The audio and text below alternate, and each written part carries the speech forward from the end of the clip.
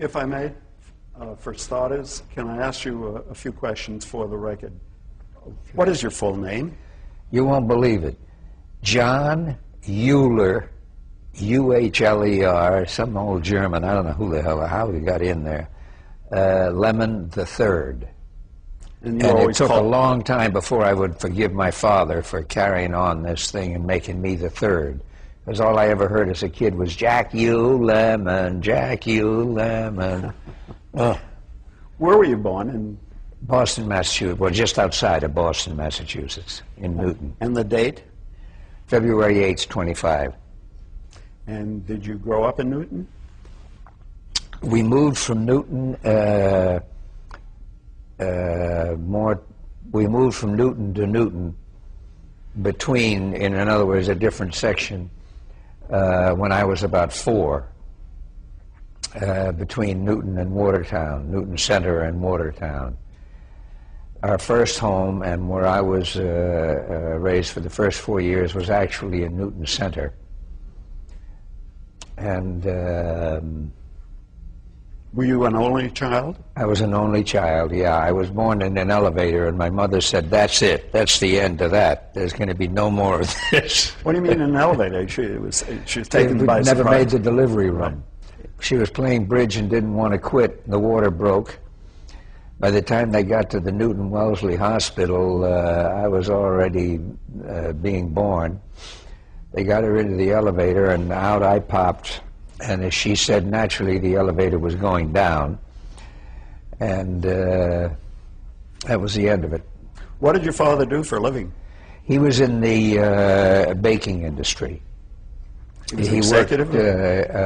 He was a sales executive? Yes, he was an executive and a salesman for various mixes that made everything, donuts and bread and cakes and so forth. He worked for the Hathaway Baking Company, and then when I was still fairly young, I think, certainly less than 10, he moved to the Donut Corporation of America, and they were famous for those machines in the Maxwell House coffee shops that made donuts in the window. You could see the donuts going on the trail around. They looked like a toy train set, and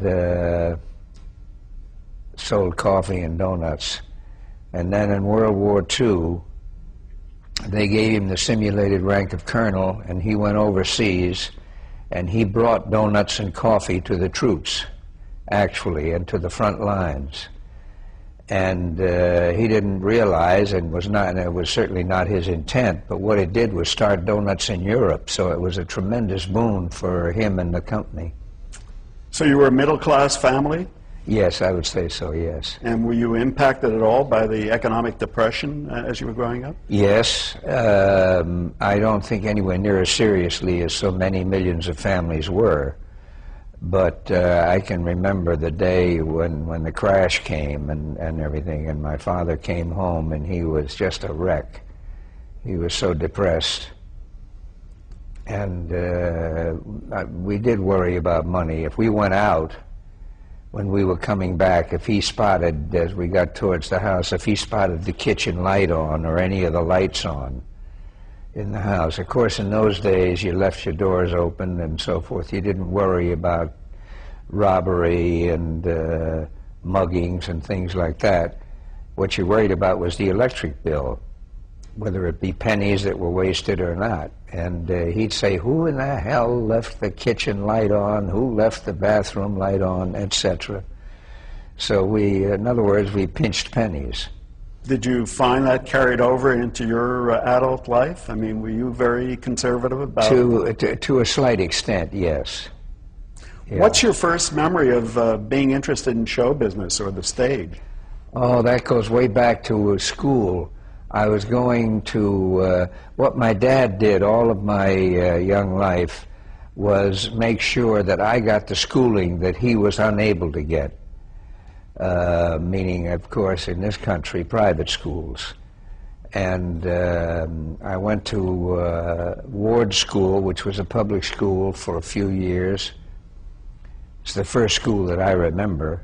So I've forgotten how many grades I went there, the first few grades anyway. And then I went to a school called Rivers Country Day in Brookline, which was right next to Newton. And that's a very good school, still is a very good school.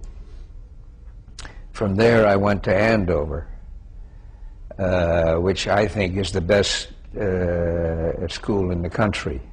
Prep school. Prep school, yes. It's a marvelous school. Right. Did you then appear in some school plays? Yes. When I was back at Rivers, it started. I substituted for Billy Tyler, a dear friend of mine who lived up in the corner. And Billy was sick one day, and he was doing a play. And he had one speech in the play, about 14 lines or 16 lines, something like that. And he was sick, so he didn't go to school. And the teacher came to me right away and said, here's the speech, you learn this, and you're going on for Billy. I said, I can't, there's no time, I have the classes. And he said, learn what you can in between classes for the 5 minutes in between each time.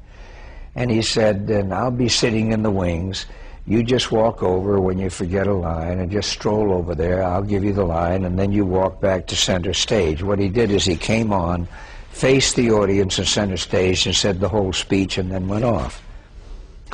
And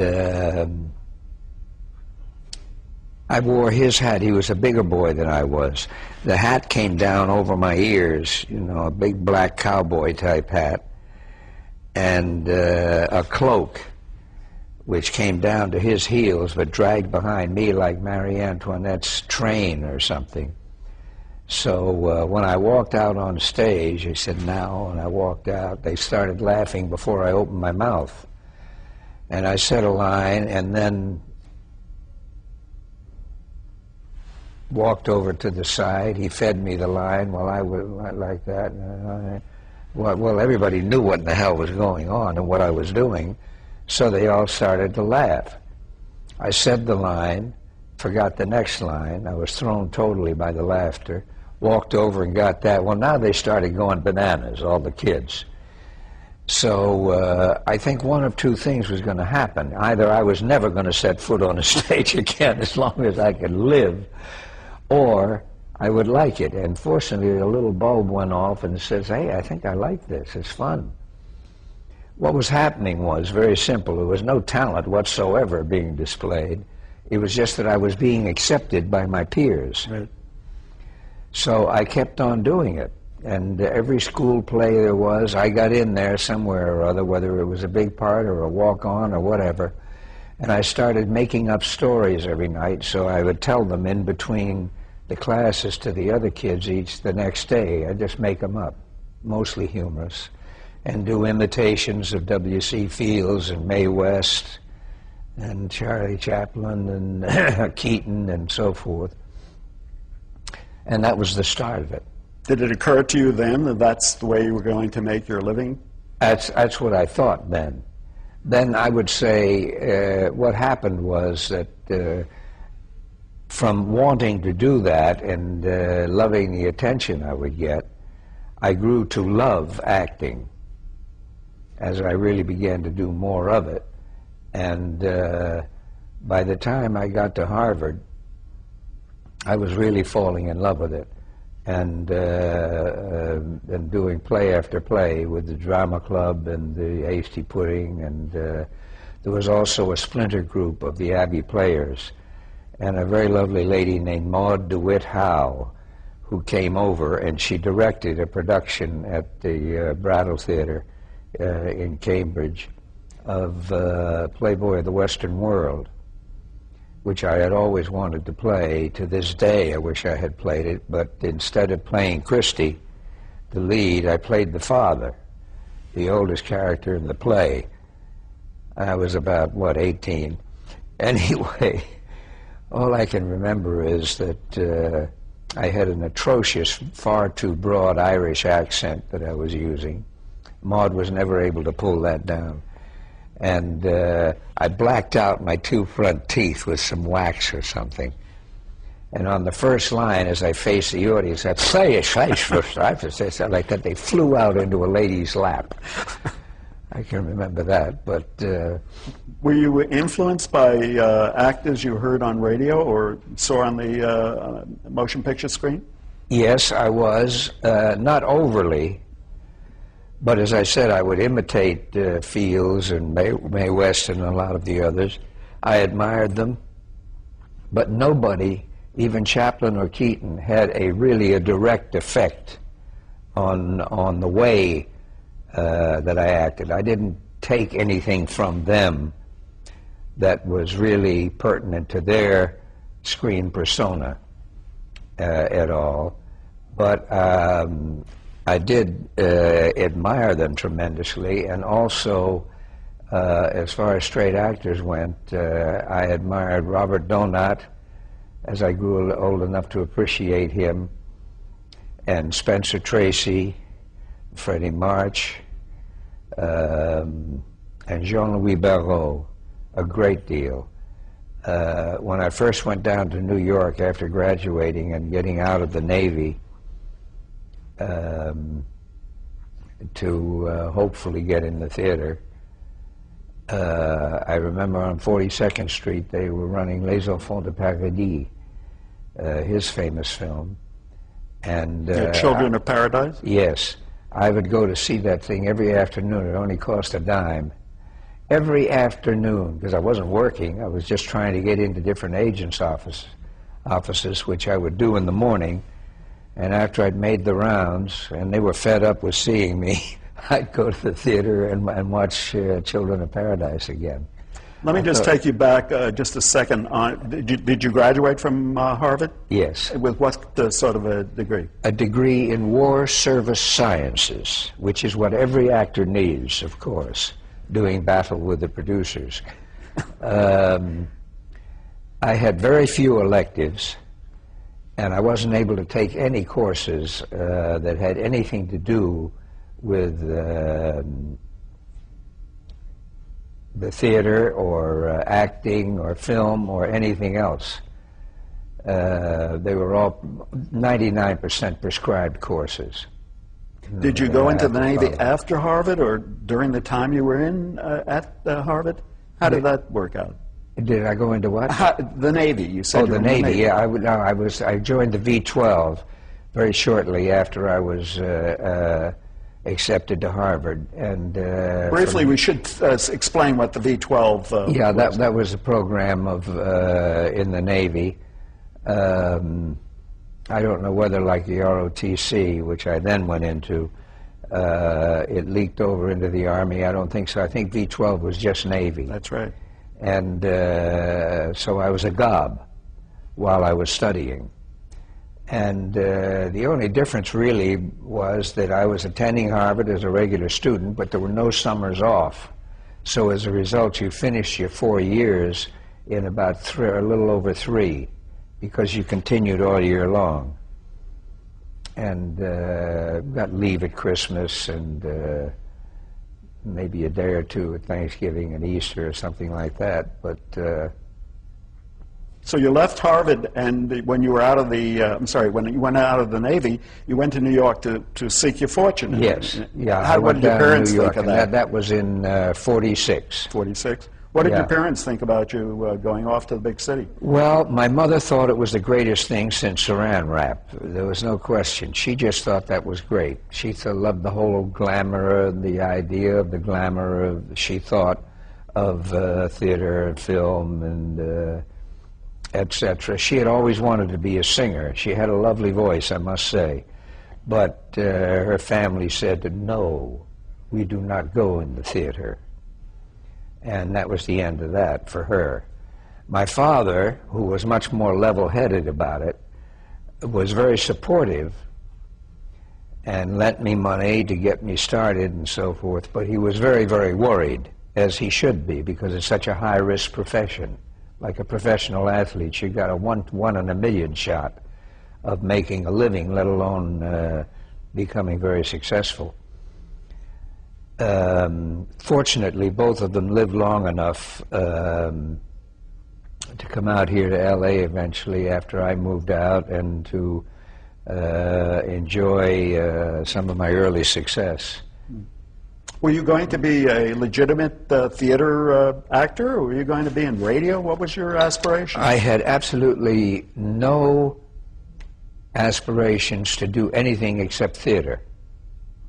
I didn't give a damn about movies. I thought movies were for pretty-looking, curly-haired young boys, but not for great actors, you see.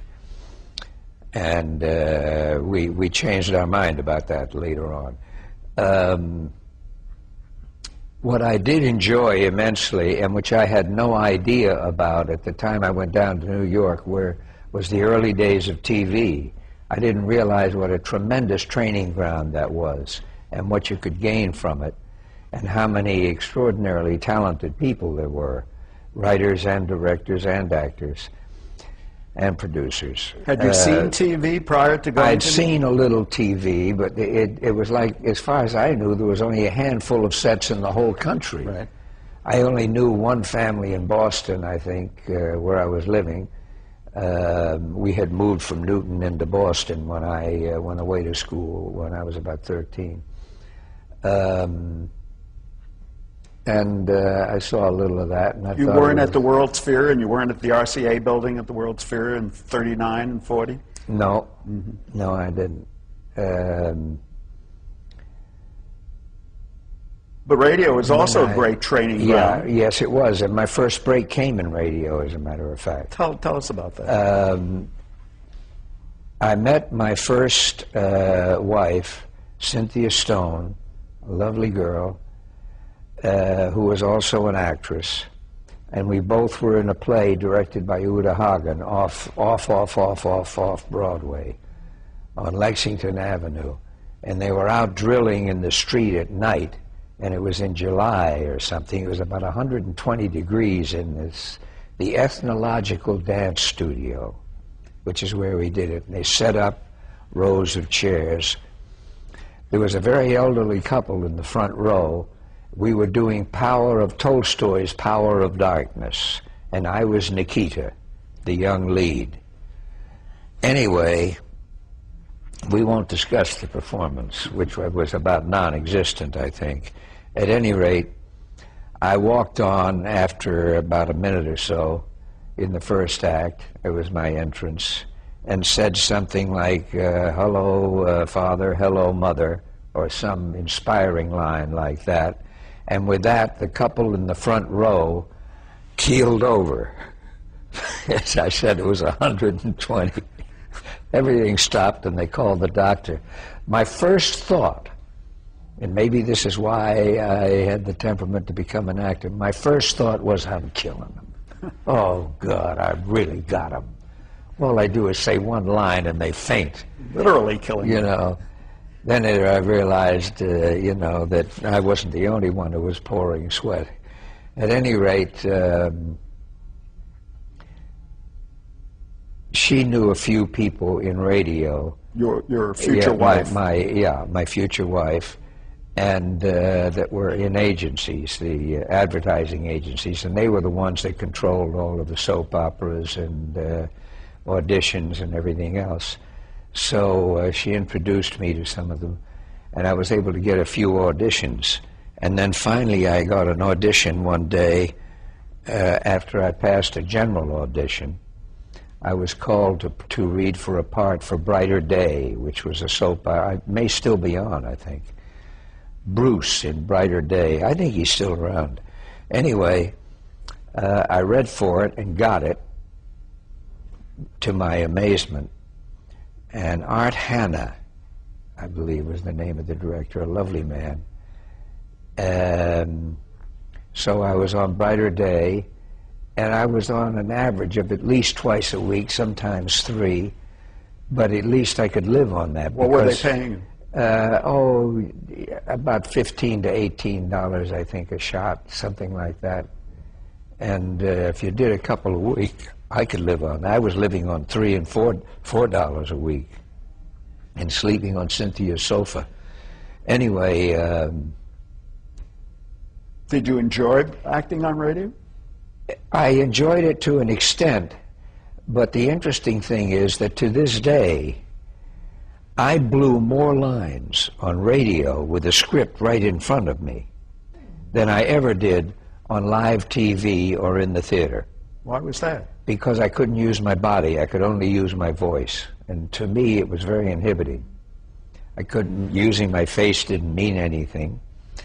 And it was all just the readings. And yet I've heard actors say that's the easiest job they ever had. I know. I have great admiration for good radio actors. I don't think it's that easy. I really don't. They may think it's easier, but I don't. Right. And I admire them tremendously. So did radio must have led to something else? Yeah, I did Brighter Day, then I got a running part as young Dr. Brent on Road of Life with Don McLaughlin as the lead. And I picked up a few others. And then finally, I got an audition with a director named Maury Holland for Kraft Theater, which was an hour weekly show. On NBC? On NBC, I think, yes. And it was for the lead. Anyway, I read, and then I came back, and I read again, and then I read a third time, and then he said, okay, rehearsal start tomorrow. And I said, what? He says, you're playing the lead. What it was called The Arrival of Kitty, and it was a rip-off of Charlie's Aunt. But it only cost him $50 to do a script called The Arrival of Kitty, so why do Charlie's Aunt and pay a lot of money? Anyway, so we did it. Dort Clark, and I've forgotten who else was in it. I don't think... This would be 1948, then? Yeah, around 1948. Very early television. Very early, yeah. What was the studio like? Lots of hot lights? It was very nice. The shows, then once I did that, fortunately a bunch of other directors saw that show. That was the main way you got work. If you got a show, you would just pray that other directors saw it and liked you, and then would think of you for their shows coming up. Just so that we explain, this was live. This is live. You had to only, memorize your lines? Oh, sure, yeah. It's live from the get-go, and no matter what happened, you kept on going. There was no such thing as tape or film being used then. There was only a kinescope of what you did. So the show would be shown a few weeks later on this coast, let's say, but you did it back in New York. What would you do for change of wardrobe? You just do it in between scenes, right. Off camera. Very nerve-wracking, was it? Yeah, a lot of pressure, but a lot of excitement, a lot of fun, and a lot of good work was done. A lot of absolutely insane things happened, of course. I'll never forget one night when Eva Marie Saint, who was a friend of ours at the time, and like us, she was just one of the young actors that was just going around looking for work. And she had a scene, I've forgotten the show, but she was on an airplane, and they were in flight, and they were the set was on a platform and moving very slightly. The camera shooting them. And I keep wanting to say it was Ed Begley, but I'm not sure. I don't know if it was Ed. But he comes to mind anyway. Was sitting beside her, and they were talking, and Ed went up, or whoever the actor was, if it wasn't Ed. He went up, and Eva Marie just took a look at him, and I knew what was happening. And then she just said, hi, Chloe. Then she just said, I'm going to sleep. She just turned like that. And then he started making up a few lines and saying them. She didn't reply. And then finally she turned and she said, well, I don't know about you, but I'm getting off. She got up and walked down and off the set. This was an airplane up in the air. Yes. You know. But we got used to wild things like that happening. So then did you do a number of television dramas? Yeah, then I started working more and more. Altogether, I think I did close to 500 shows in a period of a few years. Really? Yeah, but I had 3 or 4 different series, maybe more. Series really didn't mean that much then, until Lucy. Why didn't it mean much? Because they were short-lived? Well, they just didn't have the import that they have today. You didn't become a star because you had a series. Do you remember some of those series? Oh, yeah, I remember them all. The first one I did was produced by a dear friend who's no longer with us named Charlie Irving, and it was called That Wonderful Guy. Anyway, it was about a young would-be actor who got a job as a houseboy for a critic in New York. He figured that would be a terrific way to get a break into the theater. Right. Was through the critic. The critic was played by Neil Hamilton, who is no longer with us, but was a famous actor in film. Right. For years, Silence and in the early talkies. Neil, he was a nifty guy, and he was wonderful to me. And we had a 13-piece orchestra live. The show, of course, was live. And it was a 13-piece orchestra that only got 1 rehearsal, and then would have to come in on cues, which were never always the same because the actors were never always the same. But it was a very good show, actually. Why did you need a 13-piece orchestra? Was it a comedy or? It was a comedy, and they would play the bridges and accents and at certain times underneath scenes very quietly. But usually it was the bridges between scenes and the beginning and end of the show, of course. Was this a weekly show? It was a weekly show, half hour. It was a sitcom, really, the first one. And then after about 18 weeks, this was for ABC in the old studios up on 67th Street, I think it was, the former Stables. Yes. And some of the wild things that happened. But anyway, after about 18 weeks, the studio people came to Charlie, and they said, you can't do comedy on television. So I'm afraid we're going to pull the plug on the show. We were wrong. You just can't do comedy. This, of course, was before I Love Lucy, which came shortly after. Oh, boy. So we're really still talking about the 40s here, the late 40s. Yes, yeah. I'm afraid we're going to have to stop here for a change of tape. Okay.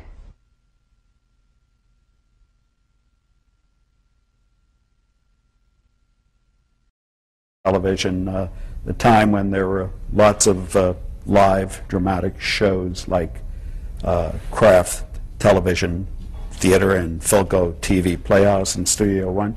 You worked on all of those, didn't you? Yes, I did. Just about all of them, yeah. Did you just like make the rounds of them? You get called for jobs? Yeah, make the rounds. Well, after a while, you get calls, is what happened. They'd call you, thank heaven. Do you remember some of those productions, or at least sure, one? Yeah. Very memorable one? Yeah, especially Worthington Minor. I was very, very fond of Tony Minor. He was a director for... And he was a producer, really, of Studio One, among other shows and series that he had, but that was the most famous. And they shot everything in Grand Central Station in those days. And Channel 5, Dumont, also was shooting there. In those days, you have to remember that with as primitive as it was, and with as prohibitive as costs were, that very often the sets were just canvas. They didn't look real at all, but there they were. They were just canvas, and there would be one set here, a canvas wall, and another set back of it, right against it for another show that was on the other side. And the minute you finish your show, you'd have to be very quiet and tiptoe because they were on the air now on the other side of this flat. And of course you could hear a pin drop. But I did a number of studio ones for Tony Miner. He was a lovely man. I remember at one point he was going to do another series, which I guess he did. I've forgotten it, frankly, what the series was or what it was called or who eventually did it. And he was kind enough to ask me to play the lead in this series. The only problem being that Charlie Irving, my friend from the first series that I had at ABC, now had another series that was being done specifically for me and my first wife, Cynthia. And so I had to go to Tony and say, Tony, I can't do it. And he was very disappointed, but he was also wonderful about it. And he wished me all the luck in the world and walked me out with his arm around me and said, go get him. What do you think made him special? Well, I think that he had a wonderful literary mind, and as well as a good theatrical mind. He knew what was good material for television. Right. Whatever television was at that point, it never occurred to me. I would just read a script and look at the part and say, yeah, boy, that's got a lot of lines, that's a good part. I was not anywhere near as discerning, hopefully, as I became. I would play good parts and bad parts, but we all did. Right. The main thing was to work and be seen. Did you also know Fred Koch? Yes, I knew Fred, but not as well. You worked with him? Yes, a couple of times. What sort of guy was he? He was a very nice guy and a very, very, very bright man, as we all know now looking back. And one of the most important young men in all of television in the early days, without any question. Somewhat famous for his temper. Did you see any display of it? I never saw any display of it, but that's what I'm told, especially from directors. I remember Johnny Frankenheimer and Sid Lumet and Frank Schaffner and others that would mention Fred Koch every now and then go, oh. So apparently he could let it rip. As you began performing on these live dramatic shows, were you witnessing the impact of television? Were people recognizing you in the street? Yes, they were beginning to, yes. Right, so you were establishing your career, really, on television. That's right. Yeah. Did you think of yourself then as a dramatic actor rather than as a comedic actor? No, really both. Because the series that I did were all comedies. Right. They were light comedies, and eventually the best series of all was one that was only 15 minutes long, and that was a segment of an hour show that Don Amici and Francis Langford did every day. I think that was also ABC. I've forgotten for the moment. At any rate, there was 1/4 of it that Cynthia, my first wife, and I did. That was about a young married couple, and it was a comedy, not a farce. It was just a good light comedy, and it really was sort of like the Bickersons, which Amici and Langford at one time did. For radio? Yeah, for radio. In a way, it was like the Bickersons. Would you argue? Oh yeah, sure. We'd have arguments and fight, and there was times when we'd get away from the comedy and it would just be touching, right. You know. So it was a domestic situation? It was a domestic comedy. Right. And we should explain that Don Amici was a motion picture actor, right, who and singer. Worked on radio and now in early television. Francis Right. Langford was a singer. Yeah, and Don sang too also. That's true, yes. And so they would both sing on the show, right. And interview people and chit-chat and so forth. But they were 3/4 of the show. We had one 15-minute segment of it. Did that spin off as a separate show then? not really a spin-off, but we did do another show later. What the heck was it called? A 15-minute show in the evening for CBS. Heaven for Betsy? Heaven for Betsy, yes. That was also Charlie Arnold.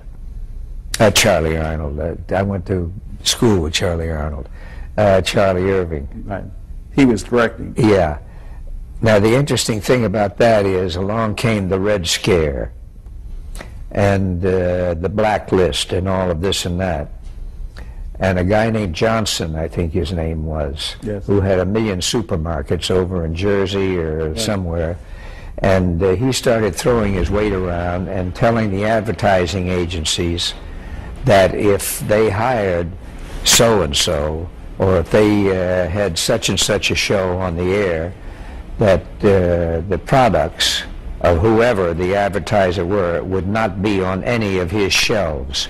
And it was astounding how much power this guy had. We were doing this show for Lever Brothers, and Charlie and one of the writers, I think, was in Red Channels, or in other words, a suspected leftist or communist or whatever. Charlie was no more a communist than I was, but he was a very liberal man in his politics, as I guess I am. At any rate, Cynthia and I were told, and Charlie said, it's okay, do it, that we could do the show, but that Charlie had to go, and we would have to have another producer, and Charlie would be paid a little under the table each week because it was his show. Right. We said no, we won't do the show. Well, the long and short of it is that they defied Johnson or whatever. They did the show, and it was for Lever Brothers. Right. And you can imagine how important that would be if you took about 12 big supermarkets and said that they would not have any Lever Brother products on their shelves. And they threatened to do that, but I guess they didn't do it. At any rate, the show went on, and Charlie remained. Did the writer remain as well? And the writers remained, and the directors remained. They were not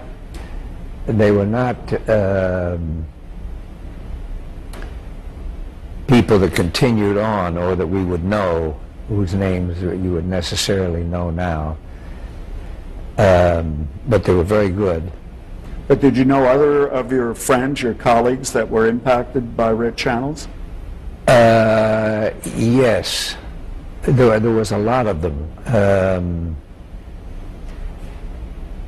Gosh, I can't remember now specific people that were, but I know an awful lot of people were, and ones that I knew or knew of at the time that were working. I remember going to a meeting of AFRA, before it was AFTRA, AFRA, Federation of Radio Artists, and a lady got up who lived in a brownstone and gave a long talk about the fact that the communists in her building, who happened to be actors, one lived on the floor below her and another one lived on the floor above her, and they were communicating by tapping on the water pipes and sending secret messages to each other and so forth. And I remember sitting there and being stunned because the place was quiet and people were actually listening to this bull, you know, and some of them, I guess, going along nodding their heads, you know, oh yeah, can't be too careful. How did that all make you feel, even if you weren't personally threatened? It made me feel sick, you know, that the country would ever come to this, or that people, sections of the country could believe this. It's like the, you know, Parnell Thomas and the whole committee when it came to Hollywood. It just makes you sick to your stomach. It's just ridiculous. At any rate, What was it I wanted to tell you? But you went on with this. I've forgotten. Yeah, we went on. The show went on, and it passed. Oh, I know what it was. A guy who should be nameless. It doesn't matter what his name was. That I had gone to school with. Went on and ended up in the FBI. And he got a hold of me in New York and said, "Can we have lunch?" So I said, "Sure." And we had lunch, and about 5 minutes into it, he started talking about the danger of communism and acts over it. He says, "Have you run across some commies? You must have." And I said, "Not that I know of." And he said, "Well, do me a favor." He says, "The minute you suspect, let alone know, that one of your fellow actors is a commie," he says, "call me." He was going to make you a fink. Yeah, I was going to be an informer. So forth. I never spoke to him again as long as I lived. But the whole thing to me was just disgusting. Incidentally, being a Harvard graduate, was that a blessing or a curse for you as you pursued your career? Well, in one instance it was a blessing, which I'll get to. On the other hand, it's a double-edged sword, or there's two sides to the coin there, because unfortunately when I was there was nothing in the arts, in the performing or creative arts, that I could take whether or not I was in the ROTC, that would really have been a benefit to me. It was all being in the theater and working in the drama club and everything was all extracurricular activity. Right. And the Hasty Pudding Club, those shows which I helped write and wrote the music for and acted in for a couple of years. Well, that was a terrific experience. Yeah, that was a good experience. But that was all extracurricular activity, but that's all I got out of it. What was the blessing then, the experience you got? The blessing later on was with Harry Cohen, when I finally did come to Hollywood. Harry Cohen, the legendary head of Columbia Films, who was a tyrant. Boy, he was tough. But when he found out I went to Harvard, he said, "Did you really go to Harvard?" This is after he had tried to make me change my name, and I wouldn't do it. And he said, "Lemmon?" He said, "Geez, you got to be kidding." I said, "No, I'll go back to New York, forget the contract, I don't want to change it." What did he want you to change it to? Lennon. Like the Lennon sisters? Or the Beatles, you know.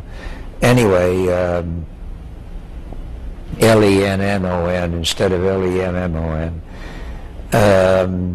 So how did that be a blessing then? With So he then, the minute I left the office, I found out he called Harvard to find out if it was true that I had gone there, because he wasn't sure.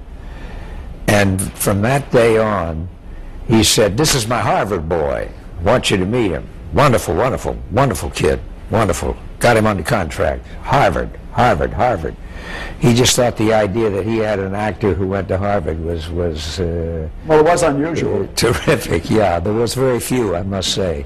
Let me, if I may, before you get to Hollywood, Sure. take you back, because we passed over it too quickly, the live dramas that you were in. What was it like preparing for a live drama? Did you have a lot of rehearsal for it? A week is the most that I ever got for anything. Right. And at times it was sufficient, at times I felt it was not sufficient. And we would be thrown things at the last minute after dress rehearsal that would scare you to death. But we did them. Right. You Do know, you remember what some else could you specific do? shows that you were on? Yeah, sure. I remember working with Sid Lumet on Danger and Suspense, and there was one other one we did. I've forgotten what the name of that one was. I remember one instance with Sidney that was very funny and that I loved. He's such a stickler for realism. Right. And I was playing a young detective, a rookie detective. Bob Simon was my older brother, and he was a detective, and I was assigned with him. We were investigating a robbery in a house, and as we got to the top of a stairwell, on the stairs, the crooks were down at the bottom, and Bob was just in front of me, in front of my right leg. I can remember this vividly. And he looks down and he says, pulled his gun out, and he says, "Halt, police, don't move or I'll shoot." And with that, one of the guys turns, who has a pistol, and shoots and gets Bob right in the stomach. And Bob goes, "Oh!" and down. I pull my gun and shoot right past Bob before, as he's groaning and moaning before he falls down. I shoot right past him down the stairs and get the crook. And then I bend down and I'm cradling Bob and saying, "Don't worry, I'll take care of it. I'll tell Mom everything is okay. We've got an ambulance on the way, blah, blah, blah," etc. And he says some things back to me or whatever. I've forgotten what the lines should have been, but I'll tell you what they were in a minute. And so at the end of dress rehearsal, in those days, I don't know when this was, 48 or 9, I guess, maybe 50. But if you wanted a gunshot on television, you got A little pop. yeah, and sometimes they just put a needle on a record and hope that it coincided with the guy, and it was so primitive, and they were worried about the sound system. So if you put a quarter load or a half load blank in a gun, you could blow the system, and unless the mic was far enough away. So at the end of dress rehearsal, after we did the gunshots, which were awful, Sidney came flying out of the control room and went to the prop man, and he said, "That's god awful." He says, "He put half loads in those guns. I don't want any question about it. Put half loads in, because I don't," and he says, "I don't care about whether we're blowing any sound system or not. Put half loads in there." And he said, "Yes, sir." So he filled the guns up. He put at least a half a load in there. And when the first shot rang out, I remember I was stunned, because it really reverberated in the set, and God knows if it must have put the needle up all the way on the, as far as sound goes. But at any rate, when I pulled my gun out, because I was so shaken by that, instead of shooting past Bob Simon down the stairs, I shot him right in the ass. You should pardon me, but I did. Whang, like that. And you know, there's a wad of cotton that comes out. It's as hard as a bullet. Right. And the gun was only about that far from his rear end, right, because I was right behind him.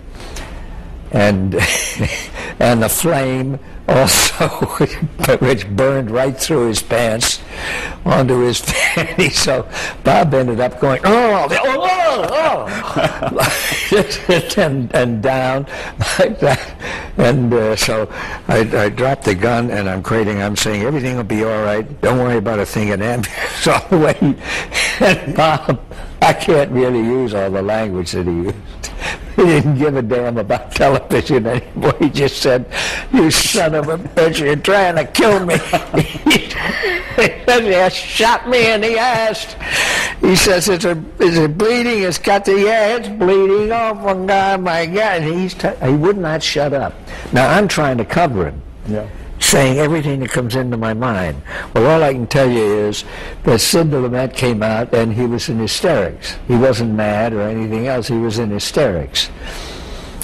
And they never did show the Kinney to the rest of the country. But that did go out over the That went out over the air, yeah. Could you tell at that time that people like Sid Lumet was very talented and go far in the business? Yes, absolutely. From that day on, I wanted to work with Sid again. Didn't you work with Franklin Schaffner as well? Yes, I worked with Frank. You recall what you worked with him on? Was it Shadow and Substance, I think. The Irish play. What was his strength as a... He was just a good director. He was good technically with the cameras and everything, and he was very good with the actors. I remember feeling that we got along great. John Frankenheimer, And did you work with him? yeah, but when I worked with Johnny, I only worked with him when he was an assistant. He was always tugging at my pants legs to either get off camera or the camera was coming up. Do you recall on what shows And, those were? You met Frankenheimer? No, I remember I was doing a show with Tony Quinn and Bethel Leslie, and I've forgotten what the show was. With Frank Schaffner, I remember Charlton Heston was on that. Charlton was getting $75 and I was only getting 50. I remember that. But then again, he had the lead. Do you remember a play called The Wisdom Tooth? Oh yeah, The Wisdom Tooth. Which Yes. Schaffner directed. Yes, that's right. Frank did that one too. Yeah. Written by Mark Connolly. Yeah. I enjoyed that immensely. And, Very much. That you worked with Delbert Mann as And well? Del Mann I worked with. What the heck did I do with Del? Oh, I know. With Del I did a Ford Jubilee Theater, as they called it, which was really kind of like a special. The day Lincoln was shot. The Jim Bishop book that was... Jim Bishop wrote a book called The Day Lincoln. Yeah. Yes, it was adapted from that book. Yeah. I've forgotten who adapted Now, it. you didn't play Lincoln, I'm sure. No, Ray Massey and Dorothy Gish and You were John Charles Wilkes Booth? Lawton. And I was John Wilkes Booth. Right. Now, the fascinating thing about that, I'm glad you brought that up. It's an interesting thing. As we know, when Booth actually shot Lincoln and hollered "Sic Semper Tyrannis" and jumped out of the booth onto the stage, the spurs, or the spur on one of his boots caught in the American flag, which was draped on the side. Bunting, I think. The American flag bunting that was on the boxes. Yeah, that was on the draped along the front of the booth, and it either broke his leg or it twisted his ankle very badly. Broke his leg. Yeah, he broke his leg. When I was doing the part, the same damn thing happened to me. Really? Yeah, in dress rehearsal. So poor Del was scared to death whether or not I was going to be able to go on. I jumped over, my foot caught in it, and when I landed, it twisted it very badly. So what we did is they taped it. They taped and taped and taped and taped until it was as stiff as a board. So I was able to do the show, but I landed mainly on the right leg. What was the most when I difficult jumped thing again. about acting in a live dramatic hour? Memorizing the lines, or? No, I don't think that was the most difficult thing. One would worry because if you went up, then, you know, very usually it was apparent. That was the problem. But it was that wonderful combination of film and theater, and it was really more like theater in the sense that it was live. Right. And you started at the top and kept on going no matter what, as one does in the theater. And in that sense, I think it was great training ground, because I don't believe that you really learn much about acting from film, myself. And I have great admiration for people that have been trained only in film and learned most of their acting from film. When I was just a kid, the biggest break I got was in summer stock, when I got about the second or third lead with Roddy McDowell. I was about 16 or so, and Roddy was about 14, I guess, and he was a star already from film. Right. He was a damn good stage actor, I'll tell you. He was terrific in that show. It was John Van Druten's Young Woodley, which was about an English boys' school. And Roddy was just terrific. And I remember, in thinking back much later on, how much I admired him, that I didn't understand then, because most of his training had been in film. Tony Curtis learned most of what he has learned in film, and he's done some fine work when he's gotten the right parts. But he had to learn it on film. So what I'm hearing from you, I think, is that you wouldn't have been as good an actor in film if you hadn't had a television beginning. Oh, I don't think there's any question. Most of what I learned came from live TV. Under fire, as a matter of fact, since you were doing live. Yeah. Yeah. Did you have any send-ups? Did you have times when you lost it on in a live? Oh, sure, yeah, but not seriously. What was the worst thing that ever happened to you in live television? The worst thing that ever happened to me was on a craft show once. I did a number of them. And they were flying parts of the sets. In other words, a wall would be there, and then when the action was on the other side of the room, they would fly the wall so the cameras could then come in where that wall was and shoot you going this way, let's say, but the wall had been here. And there was a wall with a fake fireplace and all of this and that, and a mantle, and I was supposed to cross and lean on the mantle, and while the wall was there. By accident, on air, they flew the wall early. They lifted it up. So I walked over, and I was used to where I would stand and then lean on the mantle. I'm talking, and I turned, and I leaned, and there was no mantle, and down I went with a crash into what would have been a fireplace. And I've forgotten how I got out of it, but anyway, I stood up, walked over to another part of the room, because obviously, I do know that when I saw the kinescope, you could see they were shooting towards that wall that wasn't there, and they shot anyway, and you could see some stagehands playing cards in the background. I'm sorry, we have to pause here for a change. Okay. In television and live television, did you have to learn to play to the cameras? Yeah, in other words, the first and most basic thing is hit your marks, as it is in film.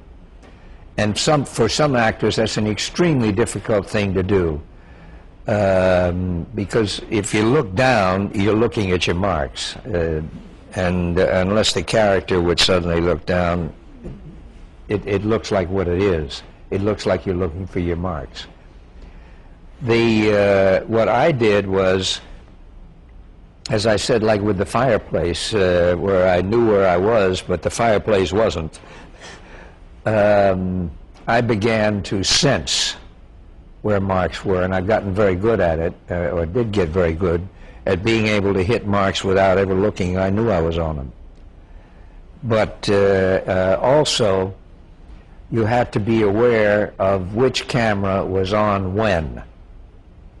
That was a tremendous help, because in other words, if I was supposed to be playing to this camera, but I'm still facing over here, etc., we're losing, for the director at least, the impact of my face. So I would usually lead. You can lead a cut in film just as well as in live TV. In other words, if I was playing to a camera over here and I knew that camera was going to come on, and I knew when it was going to come on, at what point in the conversation it was going to come on, and it was supposed to come on me, then very often I would find a motivation or a reason for me to turn and lead the cut, so that I turned like this, and then the cut would come, and I'd be here, and it would seem much more natural than to cut and then turn like this, which is unnatural. We see it in news very often, and so forth. They'll see, thank you very much for tuning in, and don't forget, for 11 o'clock we're going to bring you the Fern Clyde with the Cravasanus, or whatever. You know, you can tell they're looking into nothing, and then the camera comes on, as opposed to vice versa, which would be much more normal, and that is to have the cut and then have them, you know, for them to lead into the cut. Did you do that instinctively, or did you learn it from others? No, it just seemed like a good idea to me, and then a couple of directors said, "Hey, that's do that. That's I know what you're doing, and that's good." So I just would do it. I was hardly alone. I mean, other actors, I'm sure, have done it. I'd be remiss if I didn't ask you about your musical talent. Did you always play the piano? Yeah, I only play by ear, damn it. I wish to heck that I had studied, because you can go just so far playing by ear, but it's a source of great personal enjoyment, there's no question. And especially the music of Gershwin, I started playing when I was, I guess about 13 or so, my first year away at school. There was a piano in the lobby downstairs in the dormitory, and I started playing because Charlie Arnold, who I mistakenly mentioned earlier instead of Charlie Irving, he played, and I said, hell, if he can do it, I can do it. So I started spending hours just figuring things out by ear, and I still only play by ear. But it's a source of great enjoyment, and then when I got to New York, it was a source of employment. Really? Because there was a place called the Old Nick Music Hall on 2nd Avenue, run by a man named Paul Killiam, whom I had met. He was a Harvard grad, and he came back when we were rehearsing a Hasty Pudding show, and that's when I first met him. So they had an amateur night in there, apparently, and I was staying around the corner at a friend's. Maury Shea, whose family had a bunch of, had a theater chain. And Maury was an old family friend and let me sleep on the couch there. Anyway, I walked in one night and walked up to Paul Killiam and said, "Hi, I'm Jack Lemmon. We met at Harvard." And he says, "Hey, great." He says, "Why don't you go in the amateur thing, play the piano?" He says, "You'll win." I said, "How do you know I'll win?" He says, "Because I'm the judge." So I went in, I played pretty lousy, and he said, "This is the winner," and I had a job. So I played the piano there. And, so you didn't take any formal lessons? No, I did, but only for a matter of months when I was about 7 or 8, and I never did learn to read. What about acting lessons? Did you ever take acting lessons? After I started acting, I worked with Uta Hagen. And then later on, I worked with a marvelous man named David Alexander, who was terrific. I think if I hadn't worked with David, I probably would have tried. I don't know if I would have made it, but I would have tried to get into the studio, the actor's studio in New York. I'm a member now because I have done the interview with Jim Lipton, but I wasn't a member then. At any rate, the fun of it was that I worked with David, who was very helpful, as was Uta, of course. What techniques does he teach? Basically, I would think the same as Stanislavski, stemming from Stanislavski was method. But David also did a great deal of work with obstacles, as he would call them, and images. In other words, just not to be used in performance, but he would say, play it like a giraffe, play it like a hippopotamus, play it like this or that or whatever and so forth. And you would do the scene again with that in mind, and it was an interesting exercise that would stretch you and put you into areas that you would normally not go. The use of obstacles I still use today, and that is to put something in the way of achieving what the character must achieve within the scene as it's written. I realized it was very good when I first, I was doing a show, I've forgotten which one it was, but I was smitten with a young actress in a show, and I would go back and see each performance, and then I went back and got introduced to her backstage, went back a second time to propose to her. And I was in the dressing room when she said, and starting to say, you know, I really am very fond of you, and I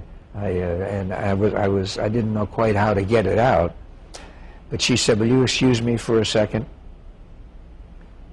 and she goes into the little toilet off the dressing room, and then comes out a second later. And I said to the director, I said, why doesn't she stay in there so that I have to do everything through the closed door, and let her ad-lib what when she doesn't hear it or anything else that comes into her mind? I don't care, but I'll just keep on going, because she's going to turn me down anyway when she comes out.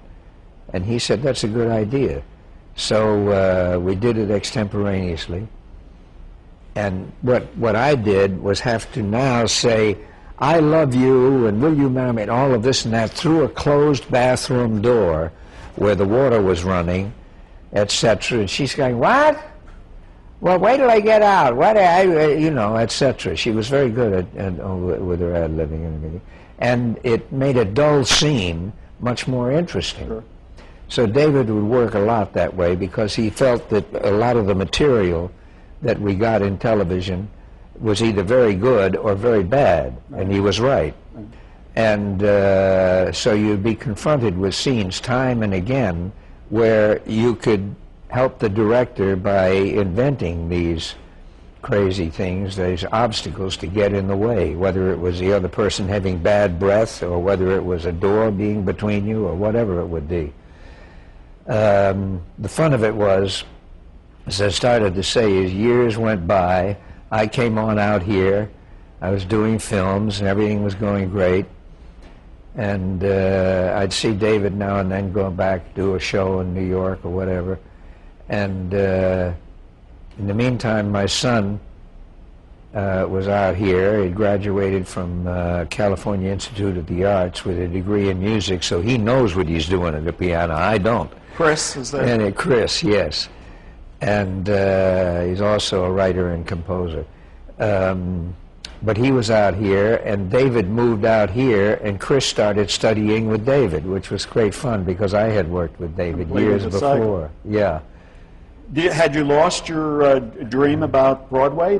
No, you still were interested in Broadway? Oh, sure, yeah. Before I did my first film, I was doing a revival of Room Service that George Abbott originally had produced and directed a million years before. And it only ran a couple of weeks. We shut up the 48th Street Playhouse like a pistol shot. But the actors got good reviews, and I got good reviews, fortunately. And a fellow named Max Arno, a very sweet man from Columbia Pictures, heard about me, and they were looking for somebody to play opposite Judy Holliday, of Born Yesterday fame. And so he had some executives from Columbia Pictures in New York come see the show. Room Service we're talking about. Yeah, Room Service. Right. And they sent word back to Max that they liked me, and they thought I might be very good for the lead opposite Judy Holliday. And It Should Happen to You. It Should Happen to You, yeah, terrible title. Right. It was a fun picture. But it was a fun picture, yeah. It was being directed by George Cukor, and it was written by Garson Kanin. Well, my whole attitude about film changed the minute I heard those two names, and plus Judy especially. And so I tested for it and got it. This may be 1953? This was 53, yes, right. Yeah. And we did the picture, and which was a successful picture. Yeah, it was a successful picture. What was it like working with Judy Holliday? It was absolutely wonderful. She was just divine. Terrific. A unique talent? Absolutely unique. And one of the brightest actors that I've ever known. And she played dumb blondes. Right. But she was extraordinarily bright.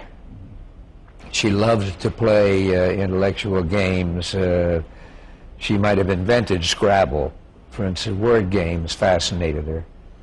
Crosswords and word games of different kinds. And she was great fun to work with, let alone brilliant. And when we were doing tests, and I was out here for the first few days, I asked her out for dinner, so I rented a car. She said, sure. and someone gave me the name and address of a restaurant in the Valley, and Columbia Pictures and the hotels and all of that were right in Hollywood, on this side of the mountains. And so I picked her up at the house that she was renting, and followed directions, and I got all the way up to the top of the mountains at Mulholland Drive and got a flat tire. And I told her to stay in the car. I'd walk down and get help from a gas station and lock the doors and stay there. She said, okay. And so I started walking, and I walked, then I walked, then I walked, and then I gave up because I didn't realize this thing was just curves all the way down forever. I think it was Laurel Canyon. And so now I trotted all the way back up, and I was exhausted, and I got to the car, and I thought, well, hell with it, flat tire or not, I'll coast on down there until we can get to a gas station. And I knocked on the window, and she unlocked the door, and I got in, and I said, you all right? She said, I'm fine. Have you got a handkerchief? And I said, well, yeah. And I gave her my handkerchief. She started wiping her hands. I said, what are you doing? She said, I changed it. Didn't occur to me to change the tire. She did it. She was just wonderful. You played opposite her in another film. Yes, as well. and yeah, crazy title, George Axelrod. So you moved to the West Coast or to Southern California? I did about a year later. Yes, we moved out here to West Los Angeles, out in Brentwood. And did you say goodbye to then, or at least temporarily, to your television career and become a motion picture actor? Yes, yeah, I did a few more shows. I've forgotten what. Oh God. Ford Theater, maybe? Yeah, there was the Ford Theater, yeah, the Ford Jubilee Theater, where I played John Wilkes Booth. Right. That was after I was out here, and I went back and did another one. But I've totally forgotten what it was. What sort of, you worked for Columbia, you were signed by Columbia. What sort of contract did you have? Were you on one of those 7-year deals? Well, you know, I was lucky. I didn't want. I had already had some nibbles on those 7-year contracts where they've got you and you do whatever they say and that's it. Right. And I didn't want that, and I also wanted the freedom to do plays. So we managed to get a contract that was non-exclusive, where I would do supposedly 2 a year for Columbia, and then anything I wanted. I could do 4 plays in 7 years on Broadway, and they would tack the time on the contract that I was gone, and I could do outside pictures, the first of which was Mr. Roberts, about my 3rd picture or so. Where you played Ensign Pulver? Played Ensign Pulver, yeah. And again, they could tack that time on. If I had not done 2 already that year for them, then they would tack 1 on. The only problem being none of this would ever hold up in court. So I still owe Columbia Pictures about 4 or 5 films for about $8,000, supposedly. Mr. Roberts, of course, was a big hit on Broadway. Yeah. David Wayne played that part. Davey played the part, yeah. But he was a fraction. Davey was about 5 or 6 years older than I was. And the reason I got the part, I think, is because they felt Davey was just a little too old for film. And to be an ensign. Yeah. You got an Academy Award nomination. Yes. The first of many, as a matter of fact. Yeah, I won an Oscar for that one. You won an Oscar, supporting actor? Yeah, supporting one for that one, yeah. And you were in a number of memorable motion pictures during that time. Was there one that sort of made your career, do you think, in those early years? I mean, really established? Not really one alone. I think that I did all comedies. Practically all comedies for quite a while, because the first one was a comedy, and then that was successful, and then of course it was a comedy part in Mr. Roberts. Right. Sort of. Yeah, sort of. It was both, really. And then until Days of Wine and Roses, I was thought of mainly as a comedic actor. Did Fire Down Below, didn't that come before? Yes, but that was not that successful. It was for Rita Hayworth. Yeah, it was for Rita Hayworth, and she was great fun to work with, and so was Bob Mitchum, who was totally nuts. I had a lot of fun with Bob, though. My research, my notes here says that during that time you were on Goodyear TV Playhouse, the Alcoa Hour. You still were appearing on television. Yes, I would occasionally do one, yeah. You did a Playhouse 90? That's right, yeah. The Mystery of 13? Does that ring a bell for you? Yes, yeah, that about the English physician who was accused of murdering 13 wives or something. The Voice in the Fog, is that a show, the title that means anything to you? That was for Goodyear Theater, Voice in the Fog. I don't remember that. Souvenir for the Alcoa Theater. I don't remember that either. There was a point there where you, though, did not appear on television anymore. You sort of left television for a number of years. Yes. Any particular reason why that because came about? Basically because there was very few things. Television was mostly sitcoms and or weekly shows of some kind or other with regular characters. Right. That appeared a regular cast like a theatrical show. So that reduced the chances of finding something you really wanted to do. And I wasn't that crazy about what I was seeing either, frankly. In fact, you had some negative comments during those times about the quality of television. Yeah, I felt that it had diminished.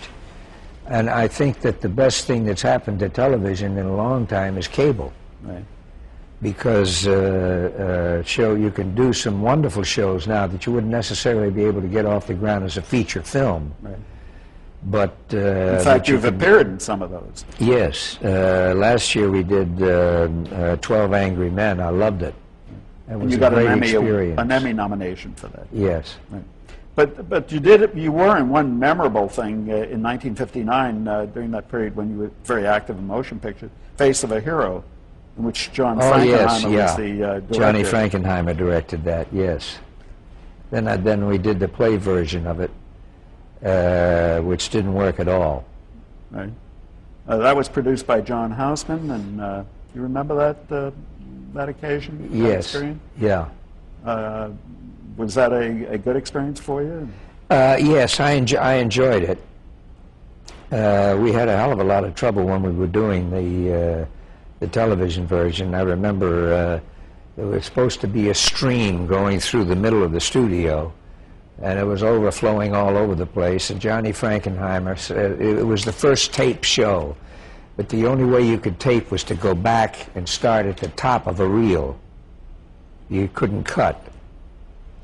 They couldn't edit the tape for some reason or other. I don't know. I didn't understand it all, but all I know is that he had to keep going back to the top of a scene where I'm walking along the bank of a river and the whole crowd of people are there, and I'm walking through all of them looking at the scene of where a girl has drowned, and they're all screaming that the character that Rip Torn played murdered her, and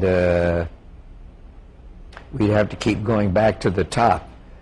By the time we finally got it, there was 2 feet of water in the studio, and the camera guys were going berserk because they're all sitting up on the bases of these cameras, and we've got all of the cables and everything else are in water, and I think they thought they were going to be blown right through the roof any minute, but we finally got it. What strengths does Frankenheimer bring to the set? Johnny, I think, has the attributes in his own particular way that all of the good ones have. Number one, technically, he knows what the heck he's doing. He's very, very good technically with the cameras. both in television and in film. And he's very, very good with the actors. And he also has a quality of leadership that I think is the most important thing of all. There's a trust that you must have in the director that is undeniable and irrefutable. I remember once, as an example, when the first time that I met Costa Gavras, before we shot the film Missing, I read the script, accepted the part, wanted to do it very badly, and he called me up and I said, why don't you come on up to the house and have a drink and we'll talk. And he said, great. So he came on up, and outside my house there's a little lanai with a bar, and then it drops down to a pool, and just beyond the pool it drops 50 feet straight down into a curving road. So you don't go walking straight on past the pool, obviously. And we were talking, and I was fascinated by him. And he was talking about the film and how he saw it and my character and this and that. And apparently I was smiling at one point, and he said, what are you smiling at? And I said, oh, I was just thinking that if you told me to go outside, walk past the pool, and keep on walking, I'd do it. But it's that kind of trust, you know, the captain of the ship that you completely believe in, that you must feel with the director. I think Johnny has that, or he did, as far as I was concerned. You appeared in the motion picture version of Days of Wine and Roses, right. But you were not in the very celebrated television version. No, Cliff Robertson and Piper Laurie did it. I never got to see it, unfortunately, because I heard it was brilliant. And Johnny directed that, Johnny Frankenheimer. What happened was that the studios, or rather Marty Manulis and Blake Edwards, who was going to direct, both felt that Cliff at that point did not have enough of a name in film to be able to sell the package to a studio. So they said, would you like to do it with Lee Remick? And I immediately said yes, having not read it and not seen it, because of what I had heard, because there was so much talk about how wonderful it was. And they explained to me that, because Cliff was a close friend of mine. As a matter of fact, he married my first wife, Cynthia, after we were divorced. So that must have made it very awkward for you, if he was a friend of yours. Yeah, yes, it was at first, but they explained to me. I said, well, why, what about Cliff and Piper? And they said that they felt that the names were not strong enough for a film as Lemmon and Lee Remick. And so I said, okay. And I've forgotten when I saw Cliff, sometime after that. But I believe before we did the film, and he totally understood and wished me all the luck in the world. Anyway, nobody would do it. They thought Blake Edwards was known for comedy. Yes, I'm as a surprised writer that he and was the director. I was known for comedy. And they said, why don't you two guys do a comedy? We'll do it. We'll let you do anything you want. Do a comedy, but don't come to us with some downbeat, terrible story about a couple of young drunks that can't get over it, and it's got an unhappy ending, and that's no. Who's going to want to see it? So it went around, around. Nobody would do it. It was always the same thing. They respected the writing immensely, J.P. Miller, and but they said it's not going to make a nickel. It's just going to lose money. And finally, they called me up, Blake and Marty Manulis, and said, we're just not going to be able to make a deal. We've tried everywhere 80 times, and nobody's going to touch it. And I felt a curious sense of relief, and I couldn't figure out why for about a week or two. And then I realized it was because I was afraid that I wouldn't be able to get enough of that part to play it well enough to satisfy myself, let alone audiences or whatever. And it was a great lesson, because from then on, whenever I have turned down a script, I've made sure that the reason was not just a conflict or this and that, or was, rather than the fact that I was afraid to play the part. Because if that's what the reason is, I'll do it. I'd rather do it and get what I can out of it and fail than turn it down because I was afraid of it. At any rate... You mentioned that you were known as a comedy actor, but I don't think you've ever really been typecast, have you? No, except for that period in there at first, where all of the scripts sent were comedies. But after Wine and Roses, that decreased a great deal, and then finally with Save the Tiger, that ended it. You have From to then pause on... here. We have to pause here, I'm sorry. Okay. In 1970, ABC created the sitcom The Odd Couple, and then 2 years before that, you and Walt Matthau starred in the motion picture version. Right, yeah. Were you approached to do The Odd Couple on television? Yes, I think we both were, Walter and I. Neither of us really wanted to do it. For any special reason? Well, I didn't want to get... I know for me, I would hate the thought of being, no matter how great the part was, being tied down every week with a series which really would prohibit being able to do anything else. Did you like what Klugman and Randall did? I thought they were both terrific, and I thought they grew in the parts together beautifully as time went on. They got better and better. They were just wonderful, I thought. Walter feels the same way, I think. In the early 70s,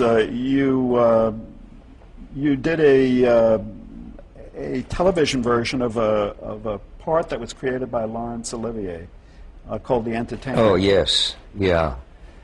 How did that come about? Well, one night when Larry Olivier was over here, we were having dinner at Garson Kanan's, at a house that he and Ruth Gordon had rented. And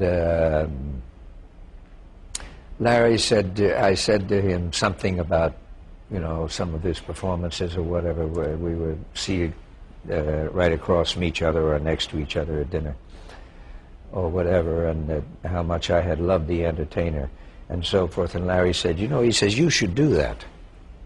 I said, I should do that?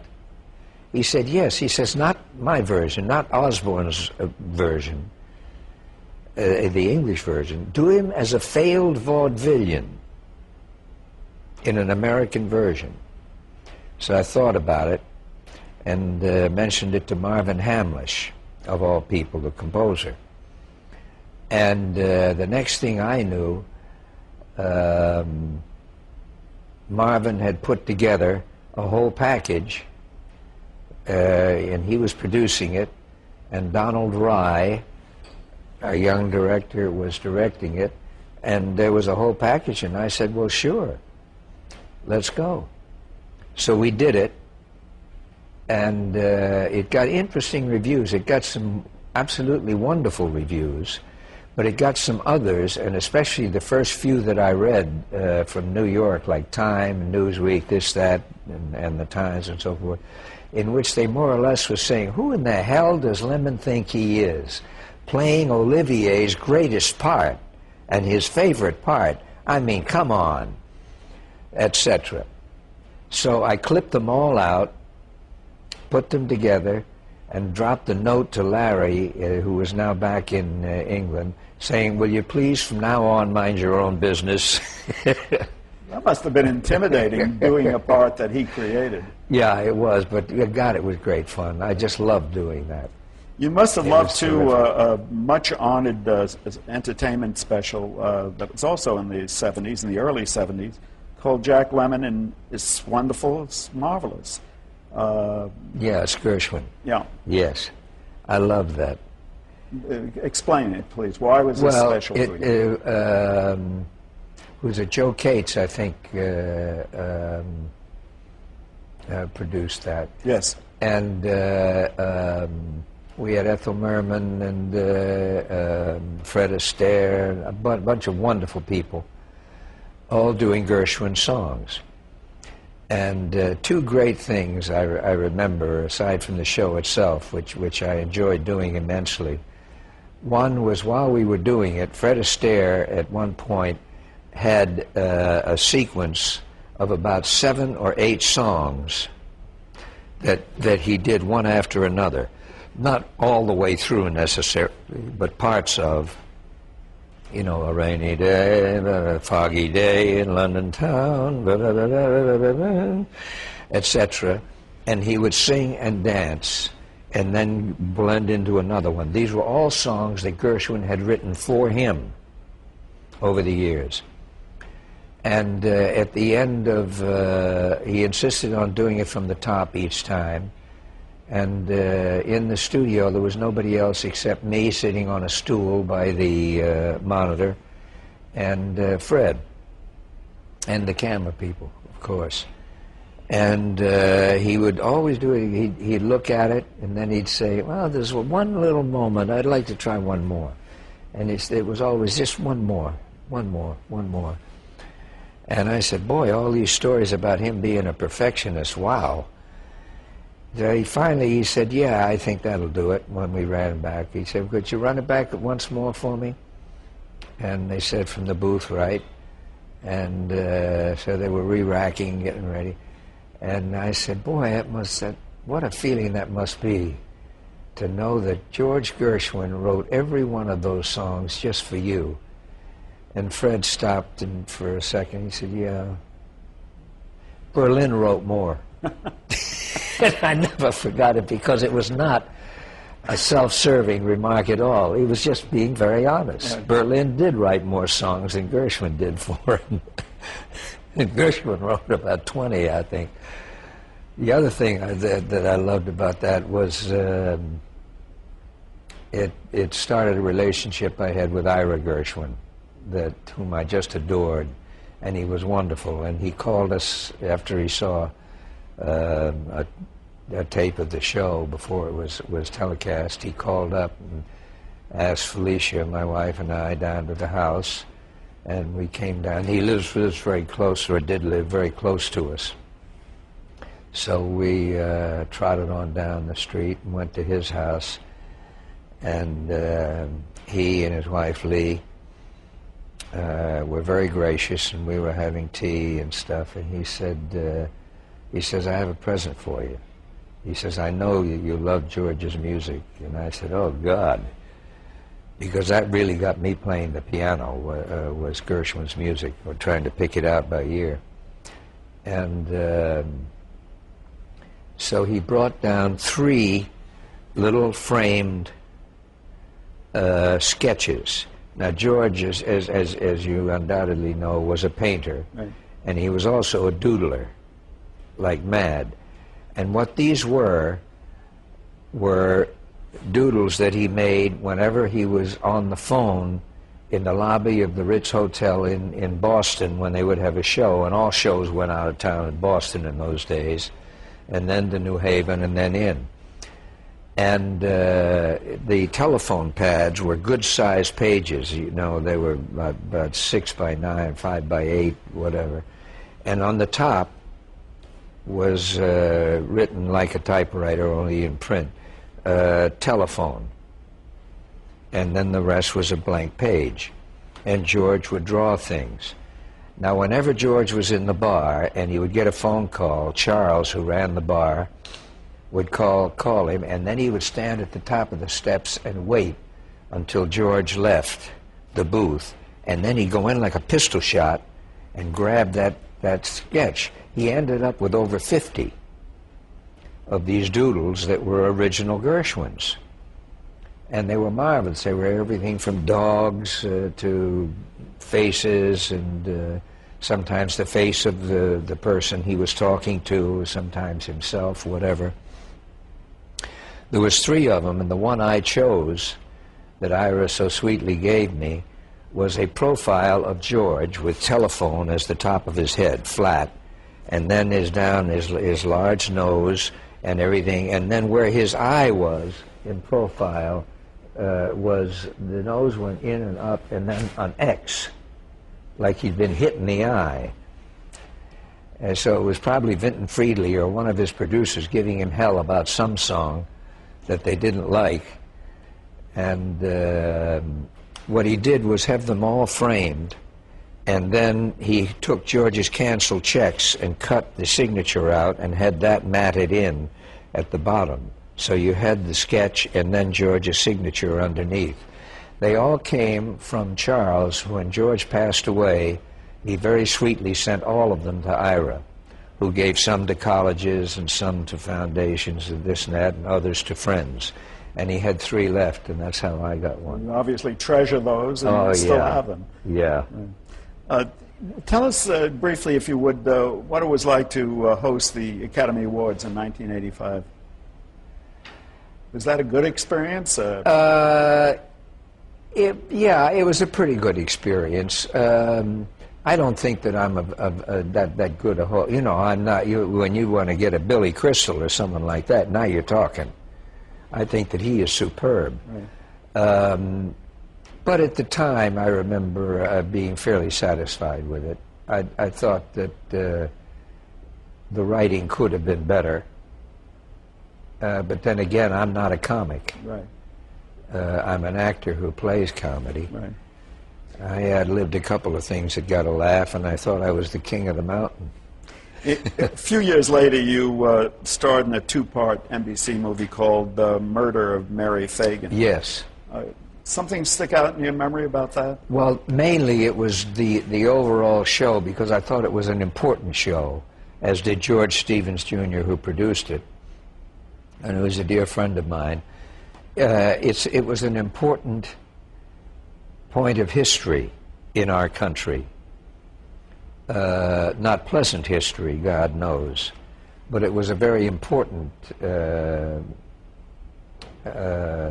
series of events that happened and that I felt should be told. As for the character himself, it was a good character, but it's hardly a great one. But I did it mainly because I believed so much that the show should be done. I was delighted that George wanted me to do it. About that same time, you appeared on television, something you also played on Broadway, one of the great dramas in American culture, and that's Long Day's Journey. Yeah, that was a great experience. The difference between doing it on Broadway and television? A great difference? Or? Yes. When we did it on television, we did some of the scenes differently. We would bring them down, of course.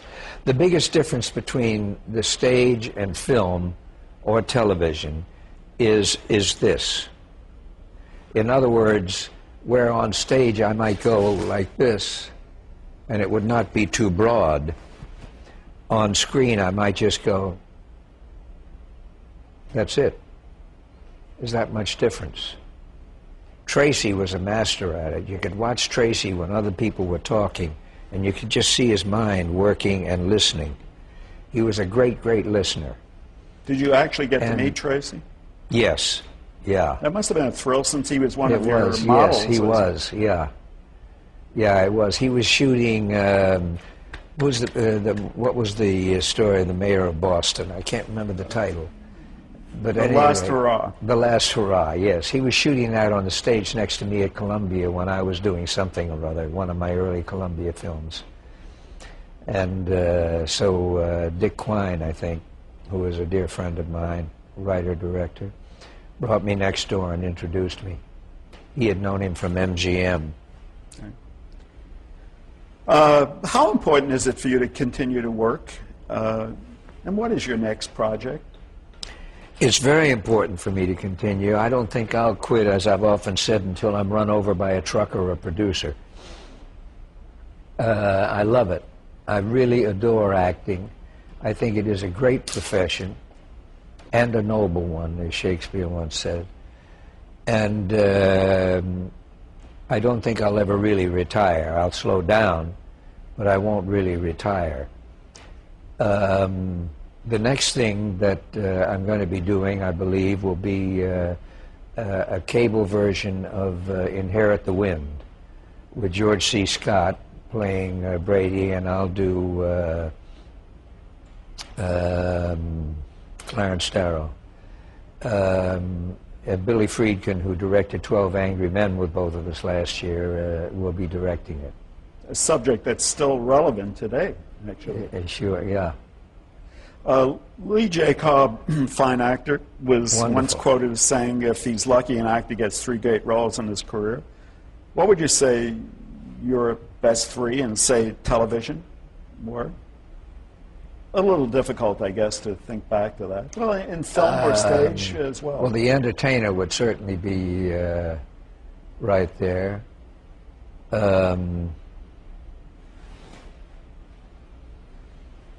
Maybe John Wilkes Booth. Not that I played it that well, but it's a great part.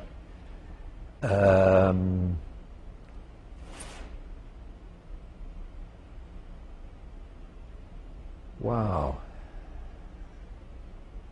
It's funny, there's so many of them keep coming through. I don't know. But if you added motion pictures and stage to that list, what would you Well, include? A Long Day's Journey. Right. James Tyrone. Would Some Like It Hot? Some Like It Hot would definitely be there.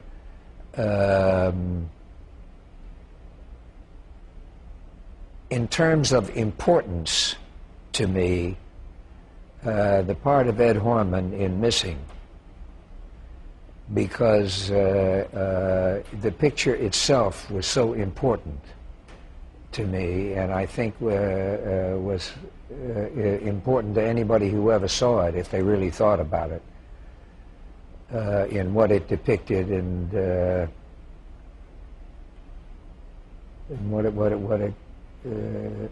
what it truthfully showed about how we can misunderstand our own governments, let alone others.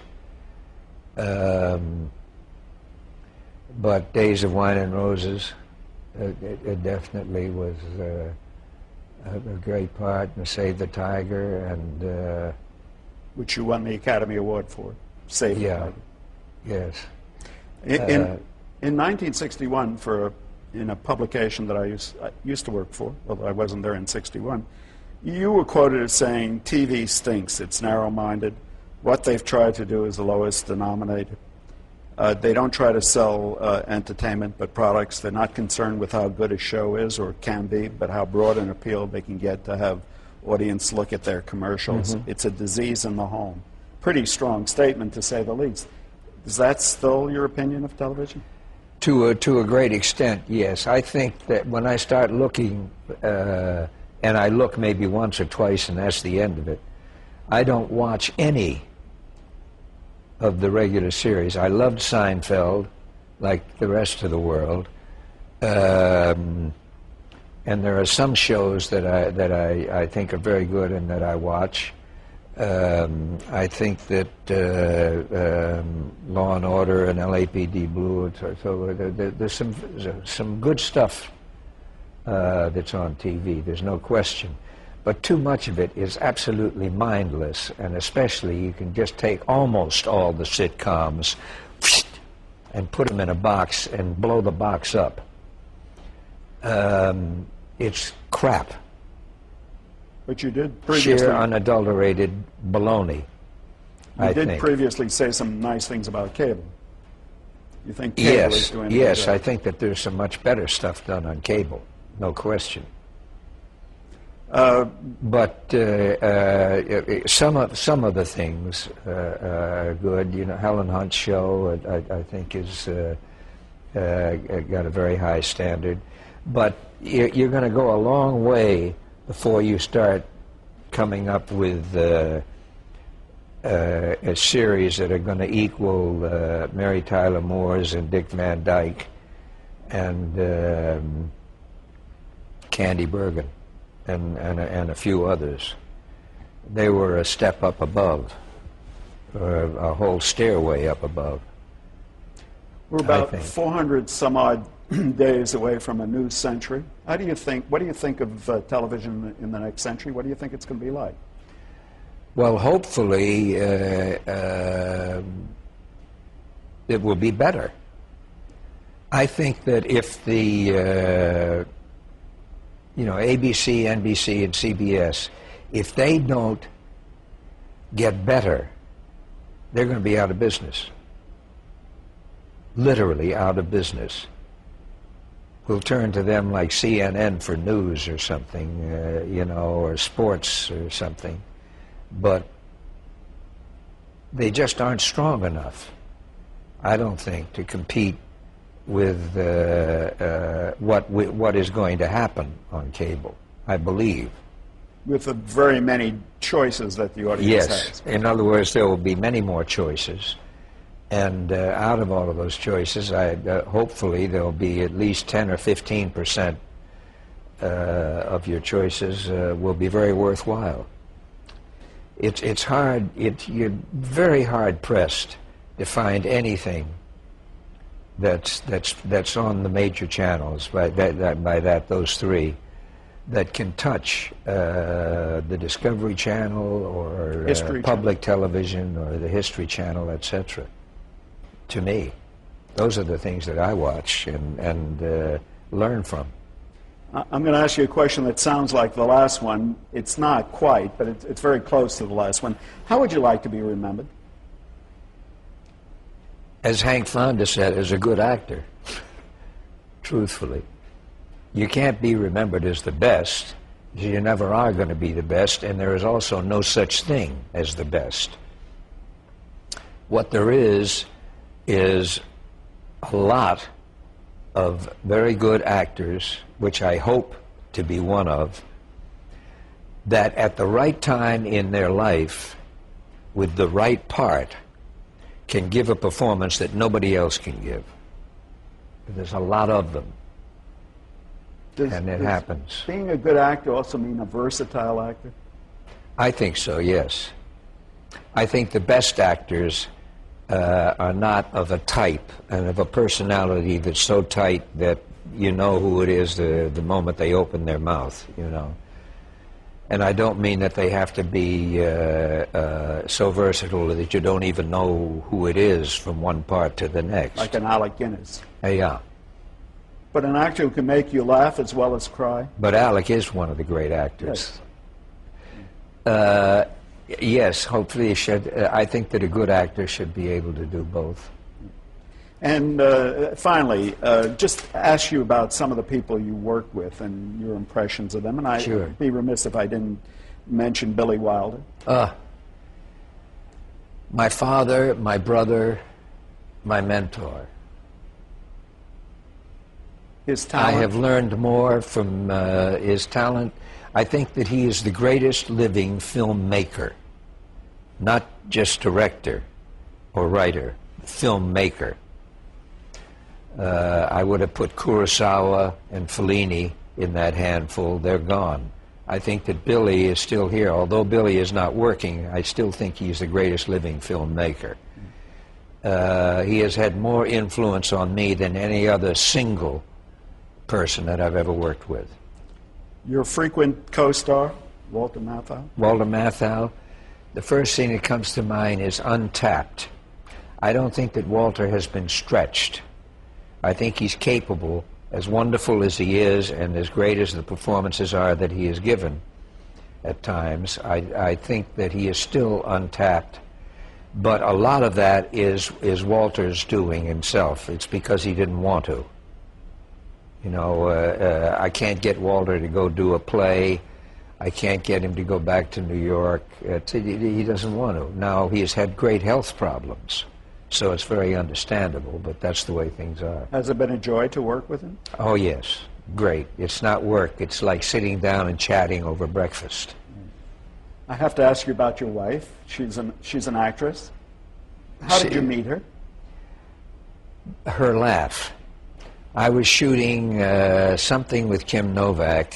I've forgotten which one, but anyway, in a soundproof studio at Columbia Films, and through the walls in the middle of a scene I heard somebody laughing in the next stage, which is impossible, but I heard it. And when the scene was over, Dick said, "We're going to have to do that again. Somebody's laughing." I said, "How the hell is it going to cut through?" He says, "I don't know, but boy, is that a laugh." I went on the next stage and was introduced by a mutual friend to Felicia Farr, and that's who it was. I said, "You have the greatest laugh I've ever heard in my life. And the second greatest is my mother, and she was number one. You're number one now. She's just got the greatest laugh in the world." She has been the most positive influence in my life. I totally and utterly trust her completely in her judgment for me and in her advice to me, which I constantly seek and which I'm going to get anyway, but I do seek it. She cares deeply, and she's good.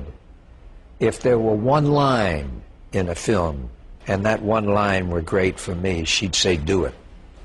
If there was 1,000,000 lines, and the same thing applied, she'd say, "Do it."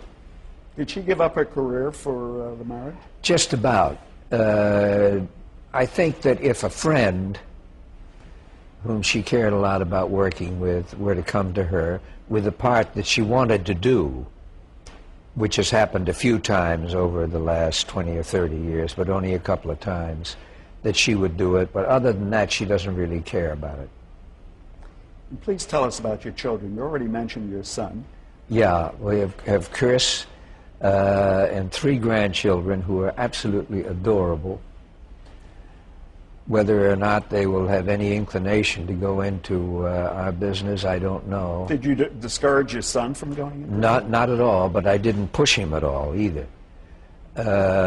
Chris started out mainly wanting to write music, and he has a degree in music from CalArts, California Institute of Arts, which is very good, and he really knows what he's doing. He would love to write a score for a film, which is great, except that's not easy to do. It's not easy to get that assignment. He is also writing now. He just finished another script, and he's got 2 out there, which are very well done, I think, and I have every hope that they'll get off the ground.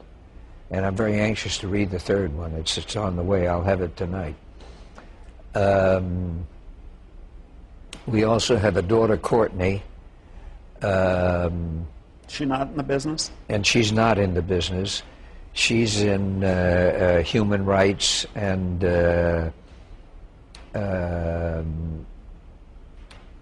medicine, both. She has worked for different organizations like Doctors Without Borders and AmeriCares, Human Rights Watch, and so forth, delivering medicines around the world. She's been to Bosnia, Chernobyl, all the places that scare me to death. But anyway, she goes there with medicines, a whole plane load of medicine, and she's the only one in charge, and gets them to the hospitals. And she's the one who came up with an idea that's now widely used of putting a whole bunch of Nestle's bars on the top of all of the medicine crates and boxes, because by the time they come off the plane in Russia or in Africa or whatever and get to the hangar where they are then going to be sorted out for delivery, the candy bars are gone. They open them up and they just grab whatever it is, whether it's medicine or anything else. So to save the medicine, she allocates a small amount of the money to go into candy bars. And they see those, they know what they are, and they love them. They grab those, stuff them in their pockets, and leave the medicine. You're obviously very proud of your children. I'm very proud. We have another daughter, Denise, who is a clinical psychologist with a practice here in Beverly Hills. She's helped everybody in the business except me, and she's terrific. She's getting a marvelous reputation as a doctor. Jack Lemmon, the Archive of American Television, thank you very much. I do too, for being so generous with you. Well, I thank you. I'm delighted and honored to be a part of it.